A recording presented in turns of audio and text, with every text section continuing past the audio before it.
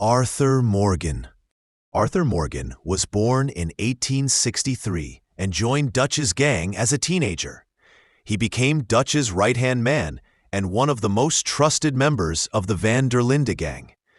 Arthur is loyal, tough, but also a man with a kind heart who regrets the bloodshed of his past. During the events of Red Dead Redemption 2, he suffers from tuberculosis, which changes his outlook on life and morality. Arthur is highly skilled in hunting, horse riding, and gunfighting.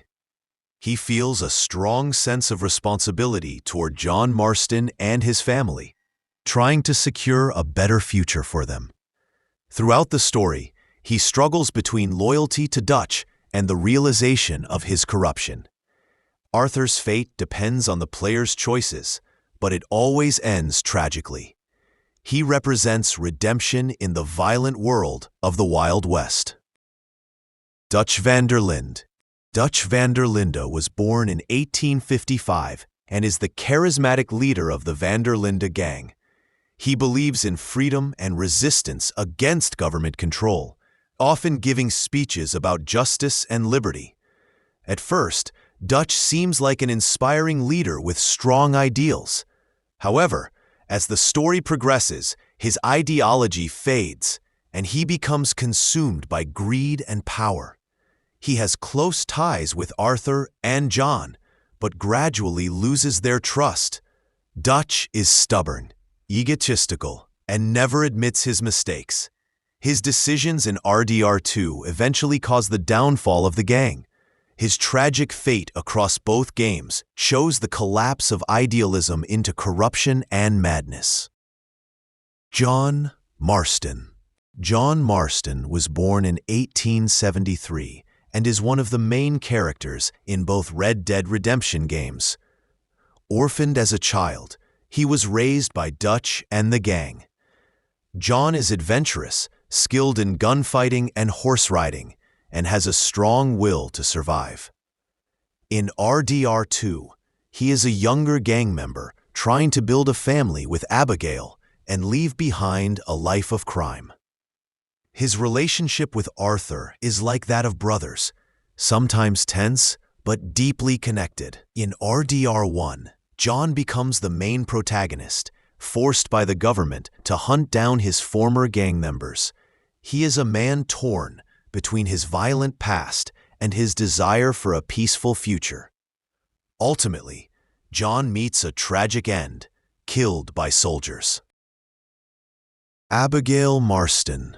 Abigail was born around 1877 and spent her youth around the Van der Linde gang.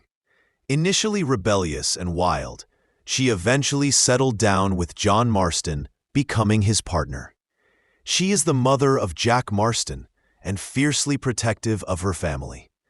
Abigail is strong-willed, independent, and outspoken, often pressuring John to abandon the gang for the sake of their future. Unlike many others in the gang, she clearly understands that an outlaw's life can only end in tragedy.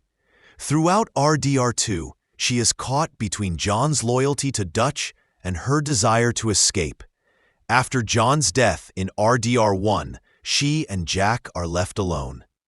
Abigail represents love, strength, and survival in the chaos of the Wild West. Jack Marston.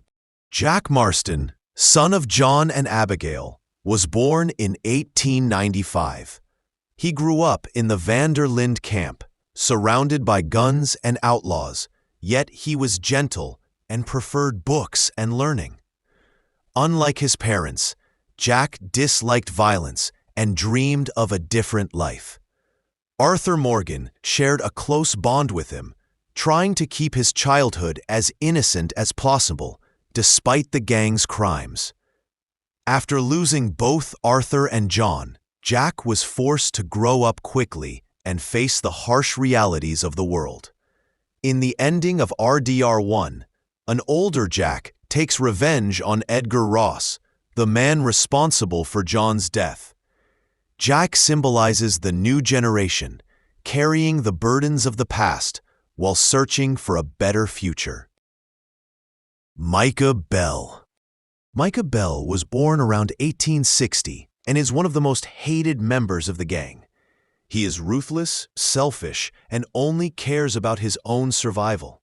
From the very beginning, Micah shows hostility toward Arthur and constantly schemes behind the gang's back.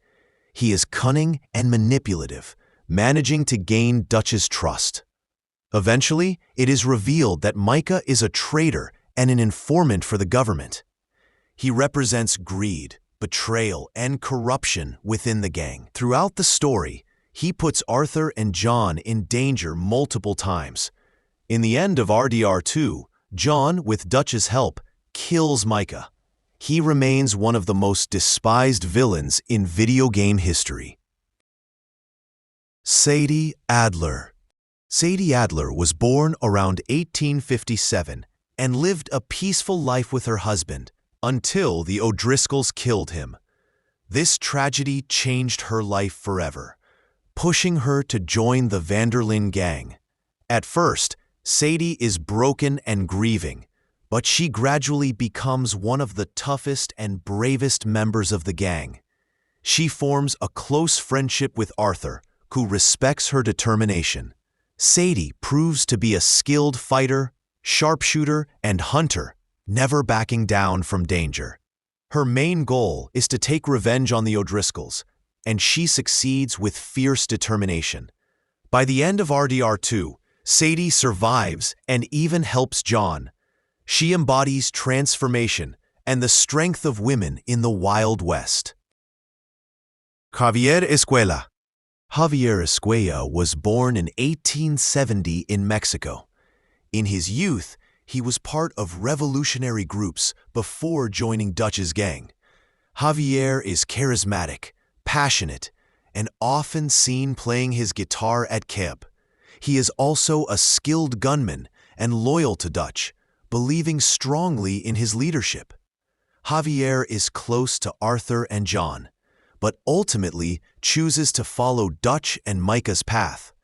In RDR 1, he becomes one of John's main targets, who must capture or kill him. Javier is a complex figure, once an idealistic revolutionary, but later corrupted by ambition and loyalty to the wrong cause. His fate in RDR 1 depends on the player's choices, either death or capture.